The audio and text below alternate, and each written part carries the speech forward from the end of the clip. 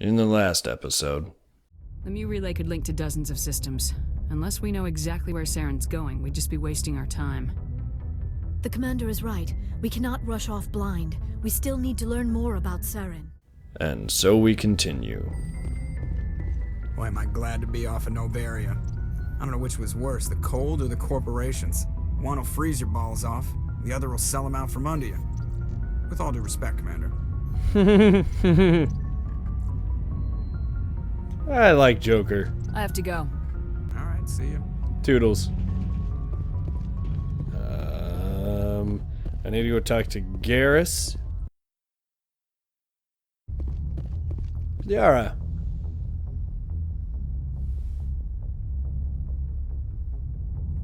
If you are here to talk about Benezia's death, you need not bother. She brought it upon herself. You don't feel any remorse. Pretend it doesn't bother you. She was your mother. She was. But she was not.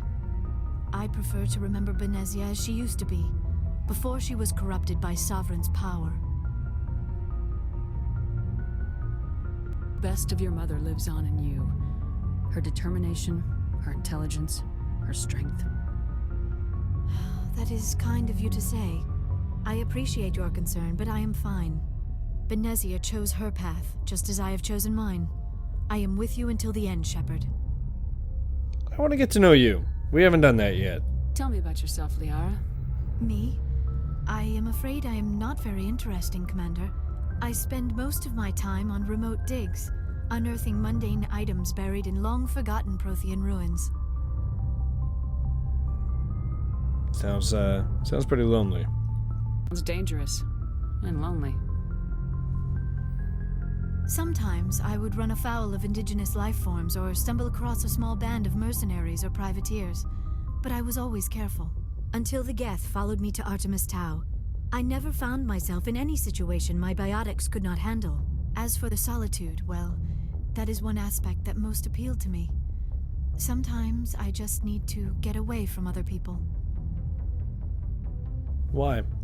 Don't like other people? I suppose it comes from being a matriarch's daughter. People expected me to follow in Benezia's footsteps. They wanted me to become a leader of our people. Matriarchs guide their followers into the future. They seek the truth of what is yet to come. Maybe that's why I became so interested in the secrets of the past. It sounds so foolish when I say it out loud. It sounds like I became an archaeologist simply to spite Benezia. There's nothing wrong with that. All children rebel against their parents. It's a natural part of growing up. Aha, you share the wisdom of the matriarch, Shepard. That is exactly what Benezia said when I told her of my decision. But there was more to it than that. I felt drawn to the past. The Protheans were these wondrous, mysterious figures. I wanted to know everything about them.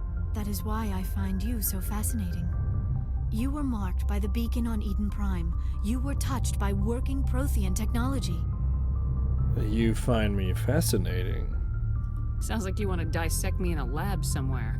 What? No, I did not mean to insinuate.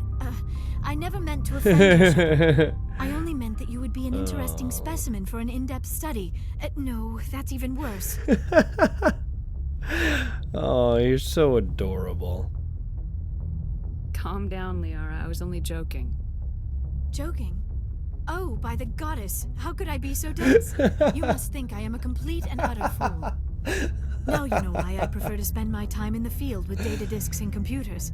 I always seem to say something embarrassing around other people. Please, just pretend this conversation never happened. No way, this was way too rich. I'd like to know more about the Asari. We were the first species to discover the Citadel. We were instrumental in forming the Council, and we always strive to be the voice of peaceful cooperation in galactic disputes. My people believe we are all part of a single galactic community. Each species contributes something to the greater whole. Although we seek to understand other species, it seems few of them seek to understand us. The galaxy is filled with rumors and misinformation about my people. What kind of rumors? Like what? Most of the inaccuracies are centered around our mating rituals. My species is monogendered. Male and female have no real meaning for us. We still require a partner to reproduce. This second parent, however, may be of any species and any gender. Really now? I don't understand. Your species can mate with anyone? Mating is not quite the proper term, not as you understand it. Physical contact may or may not be involved, but it is not an essential element of the union. The true connection is mental. Our physiology allows us to meld with other beings. We can touch the very depths of their minds. We explore the genetic memory of their species. We share the most basic elements of their individual and racial identities. We then pass these traits on to our daughters. It is how we learn to grow as a species and how we develop a greater understanding of other races. What happens to your partner after the union? Every relationship is different. Some unions are a single encounter with both parents parting ways afterwards. Others can be more long-term. Sometimes an Asari and her partner will stay together for many decades. Interesting. Who matriarch Benezia chose as her partner? She rarely spoke of her partner. Though I know my father, if you want to use that term, was another Asari. So you can keep it within the... Well, I guess that only makes sense. I mean, before you guys had interstellar travel, it would only make sense that you could only mate with each other. I thought you always needed another species to serve as one of the parents. Think about it, Shepard. If we were not able to mate with our own species, we would have died out long before we ever mastered spaceflight and left our homeworld. Hey, that's what I said. Union with our own kind is no longer common, not for the purposes of reproduction. Most Asari believe it weakens our species. Asari daughters inherit racial traits from the father species.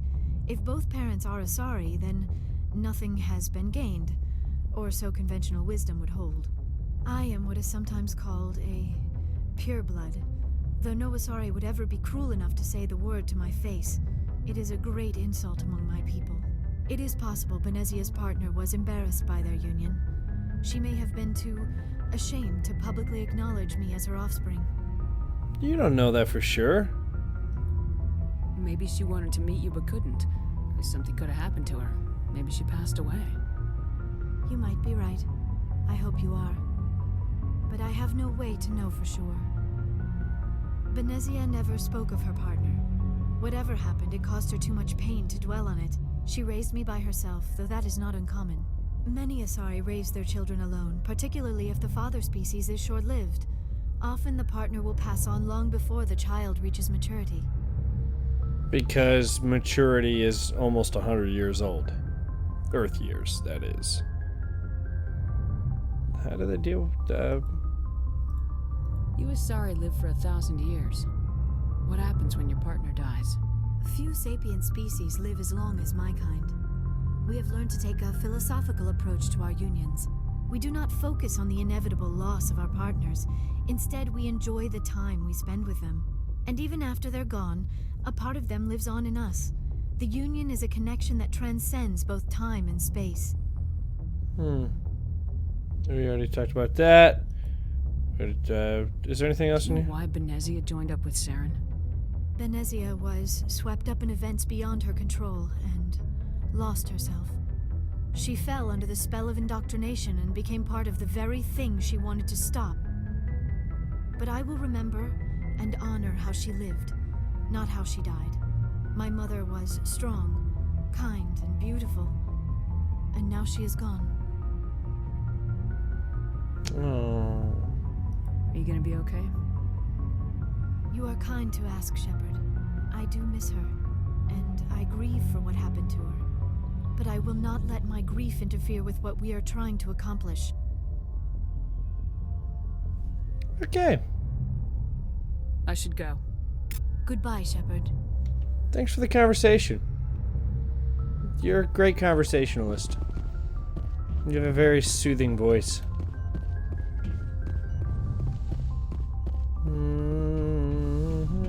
There's Kaiden.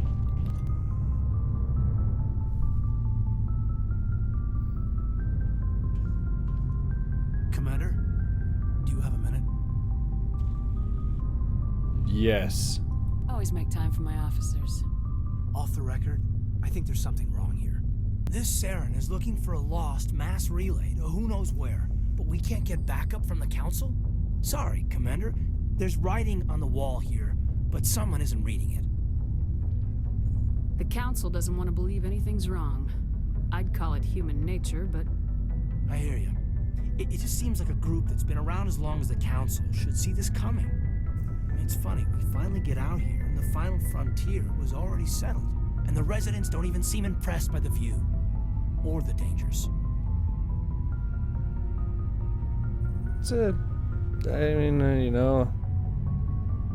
it's one way to put it.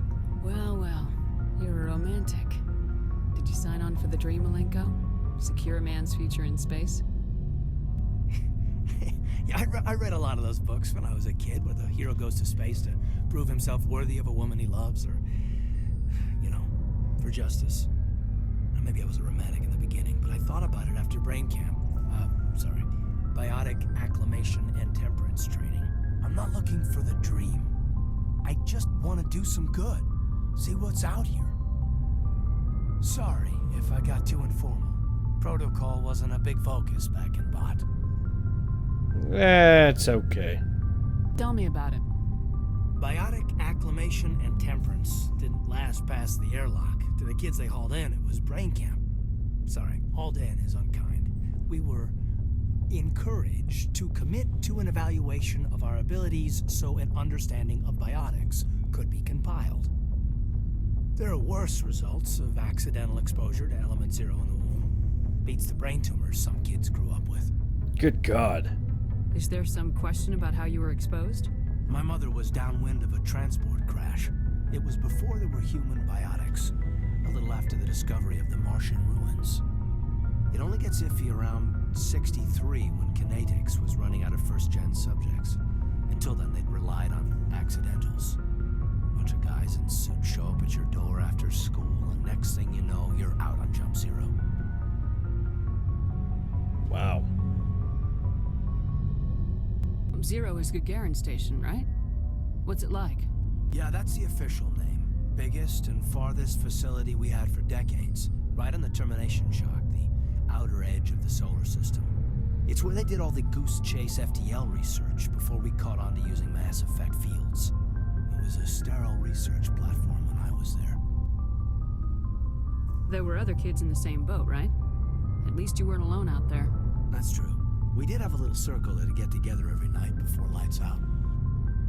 We didn't have much to do, though. It was a research platform then, and kinetics kept Jump Zero off the extranet to prevent leaks. Then you must have had plenty of time to get to know each other. Yeah, we'd sit around and bull every night after dinner, play cards or network games. There was this girl named Rana, who had a little circle grow up around her. She was from Turkey. Her family was very rich. But she was smart and charming as hell.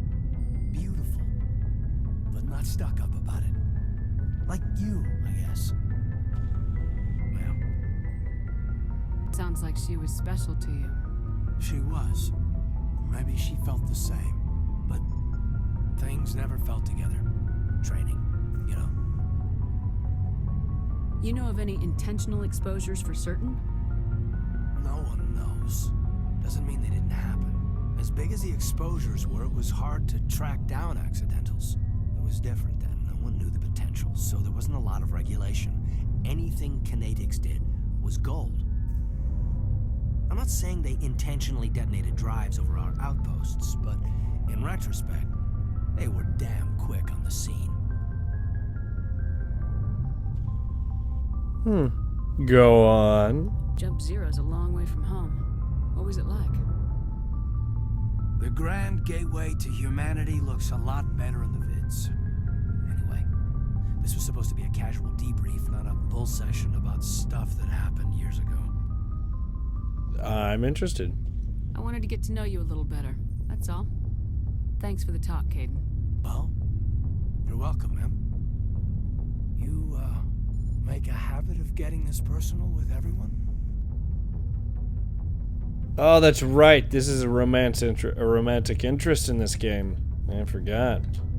No, I don't. We'll talk again later.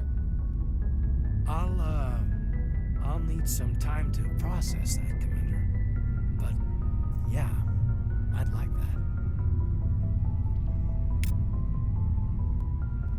Okay. So that's how the love interest with Kaiden starts. These are my quarters. Not really much to it. It gets more interesting in the next game. Well, I may as well keep going on this little personal train. Talking to people. See if anyone else has anything else to say. I'll make this a little episode. Kind of like I did with episode 5. That was 5 and 5 too. Commander, how are you? Why did you want to be a C-Sec officer in the first place? That's a good question. There were several reasons, I guess. Like what? Probably the same as most officers. I wanted to fight injustice, wanted to help people. I guess my father had something to do with it too. He was C-Sec, one of the best. I grew up hearing about his accomplishments or seeing his picture on the vids after a big arrest. He's taking my resignation pretty hard. Understandable. That's tough. But you'd think he'd be impressed you're going after Saren. My father's a C-Sec man to the bone. Do things right or don't do them at all, he says. He thinks I'm being too rash, too impatient. He's worried I'll become just like Saren. He actually talked me out of becoming a Spectre when I was younger, for the same reasons. You were asked to be a Spectre. Well, I was targeted as a possible Spectre candidate. Me and about 1,000 other Turian military recruits. I could have received special training, but my father didn't like it. He despises the Spectres. He hates the idea of someone having unlimited power with no accountability. He wouldn't like you, Commander. No offense. None taken. I suppose I can understand his concern. You can. But Saren's not going to play by our rules, C-Sec's rules. If you want to nail Saren, you need to send someone who isn't restricted by policies and procedures. I'm gonna take the diplomatic route and say not true, but I'm definitely gonna take full advantage of it. Because you can break the rules doesn't mean you should. I don't need to stoop to Saren's level to stop him. And neither do you, Garris. I see what you mean, but I'll think about it. Thanks, Commander. You're welcome. Oh, I gotta get license acquisition thingies from you. Wrex. So, we've got Saren on the run. Yes, we do. It won't be long now. Saren's good, but I'm better. Good. He's rotten. To the core. I could tell as soon as I met him. Why didn't you tell me this sooner? I would have if I thought I was important. Fair enough. I think I'd like to hear about it just the same. This was a while ago. A bunch of mercs were bragging about a job out near the edges of the Terminus systems. They said it paid well and the boss was never around to ride them. They said he was looking for more men, too. So I checked it out. Really? I didn't know Saren was openly recruiting mercs. It wasn't that open, and he only showed his face once. We'd been raiding ships in the area for months when we took out this massive cargo freighter. Our biggest haul yet. I was on board checking bodies for valuables, looking for some extra credits. That's when I saw him. What did Saren want with the ship? I don't know what he wanted. He was just moving through the ship, watching. Couple of the mercs called him by name, but he never spoke to them. Never spoke to anyone. I had a really bad feeling about him, so I got the hell out. Didn't even wait to get paid. I'll be honest, I didn't know this. What kind of cargo was the freighter carrying? What was Saren after? I don't know. All I saw on that ship was food and medical supplies. There were some basic weapons, but nothing big. If there was anything of value on that ship, I didn't see it. That's why I didn't mention it sooner. Whose ship was it? There was a Volus trading vessel. Big one. Lots of guards. But they were no match for us. Well, I mean, if the guards were all Volus. That's the only time you saw him? Yeah. Didn't even know who he was. Still wouldn't if I hadn't joined up with you. But my instincts were right. Every other merc on that mission turned up dead within a week. Every damn one.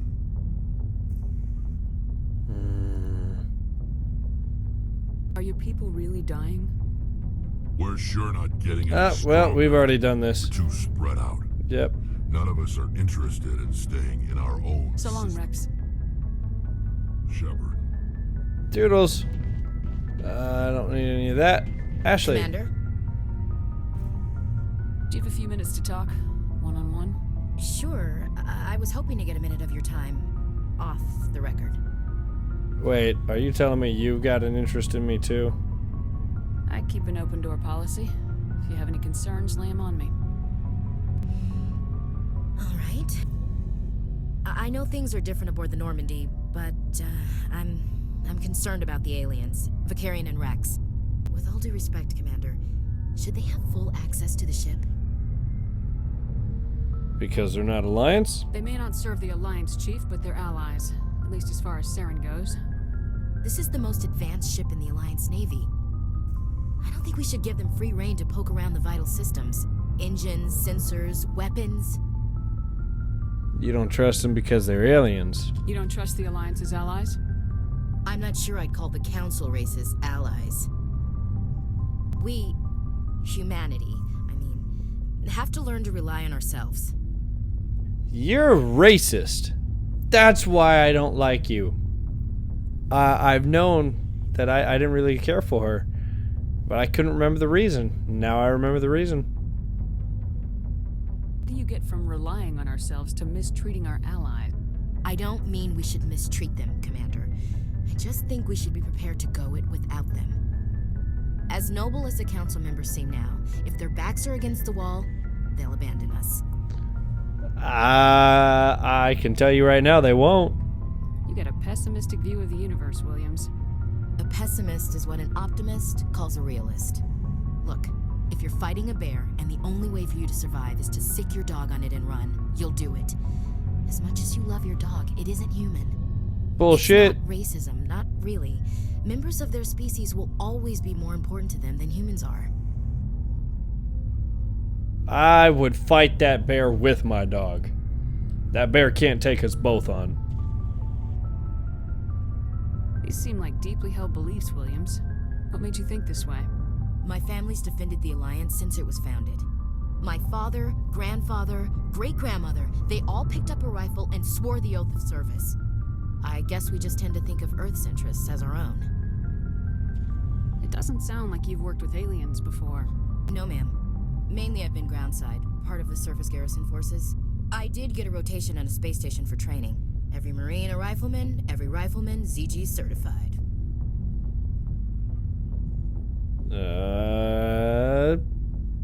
You do deserve better. It's odd. Your record is spotless and your technical scores are exemplary. You should be serving with the... Anyway, that's why I haven't served with many aliens, Commander. I never knew my family. Grew up an orphan on Earth. Anybody in your family I'd have heard of? Couldn't say, Commander. So why are you out here? Just trying to get away from Earth? To serve the Alliance, to see space, for the action. Patriotism. Mainly I wanted to serve. Protect the Alliance. Save lives. You know?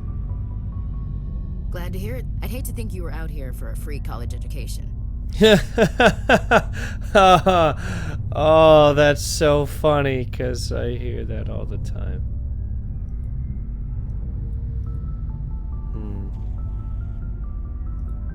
I can see where your concerns are coming from, Williams. But this is a multilateral mission. You're gonna have to work with aliens, like it or not. It won't be a problem, Commander. You say jump, I say how high. You tell me to kiss a Turian, I'll ask which cheek. Yeah, because I'll definitely tell you the cheek. I don't don't think kissing Turians will be necessary. You Optional. never know, Commander. What's your opinion of the last mission? You mean the Rachni, right? They were dangerous, Commander. They proved that 2,000 years ago. I think it was a mistake to let them go. But that wasn't my call to make. It was yours. You know, you really should talk to T'Soni about her mom. She has to be hurting. Already Just did. saying, Commander. Alright. Dismissed, Chief. Ma'am.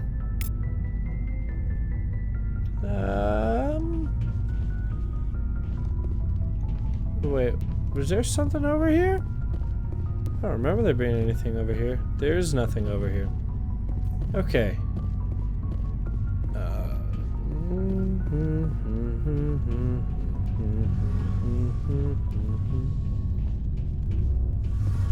Tali. Oh, hello, Shepard. Uh-oh, what's going on? Are you okay? I don't know. Your ship is amazing, and your crew's been really great to me, especially your chief engineer. But I just sort of feel out of place. The Normandy runs so smooth it feels like we're not even moving, and the engines are so quiet. How do you sleep at night? Too quiet to sleep? Silence wakes you up? Back on the flotilla, the last thing you want to hear is silence. It means an engine's died or an air filter shut down. I guess you don't have to worry about that here. But old habits die hard. But it's more than just the silence. This ship feels so empty. It's like half the crew is missing. Back home, I couldn't wait to go on my pilgrimage. I couldn't wait to get away from the crowds. Now that I'm out here, I kind of miss them. No. Sometimes we don't appreciate what we have till it's gone. Amen. That's true. I'm starting to wonder if that's what the pilgrimage is really about. It's given me a whole new perspective on my people and our culture. You know, there's always a few who go on their pilgrimages and never return. I always assumed something bad happened to them. But maybe they just wanted a different life. Well, you're going back. You do plan to return to the migrant fleet, right? I could never abandon my people, Shepard.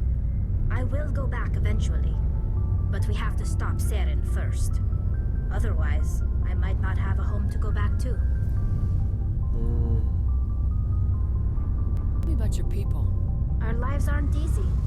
Resources are scarce, and we are constantly on the move. I think I've already heard this. Everything we do must in some way contribute to the continuation of the migrant fleet. There are 17 million Quarians in the flotilla, and each of us relies on the others for survival. The bonds among my people are strong. Unfortunately, we have had to surrender many of the freedoms and civil liberties other species take for granted. I want to talk about something else. Like what? Yep, we've already talked about all this. See you later. Okay. Well, I think that's everyone. Yeah, that should be everyone. I'm gonna go do some side missions, and then I'll see you all in the next actual episode.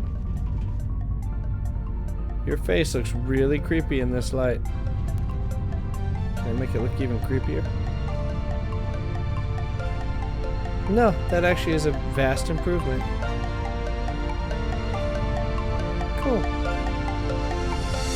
Toodles.